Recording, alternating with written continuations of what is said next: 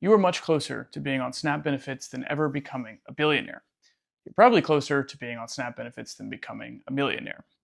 Actually, you're probably closer to being on SNAP benefits than you ever will be to owning a house in this country. You see, in order for oligarchy to work, it needs you to believe that you will one day be the oligarch.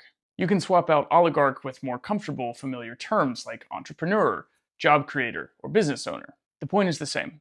The oligarchy understands that as long as you are holding out the hope that you will one day be able to participate in it, then you won't fight for freer working conditions or fairer compensation right now. This is where the concept of the professional managerial class comes in.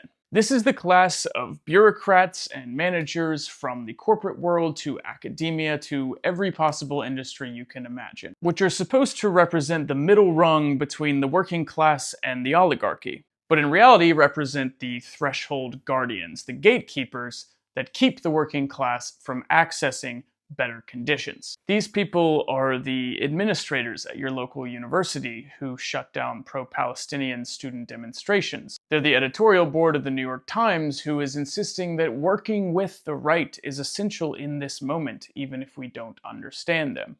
And it's the people who were holding on to the sliver of the promise of the American dream that they were given, either out of luck or as a result of their station or through their hard work. And they're doing the job of the oligarchs for them. That is because even though they might theoretically identify with the working class and their aspirations, what they really want is a piece of that pie. And instead of helping the working class gain freer and fairer working conditions for everyone, they throw their lot in with the oligarchy because they've forgotten something very essential, which is that they are also working class. Anyone who takes a salary, who doesn't rely on inherited wealth or stock dividends to pay their way through life, is working class, the natural enemies of which are the owners of capital.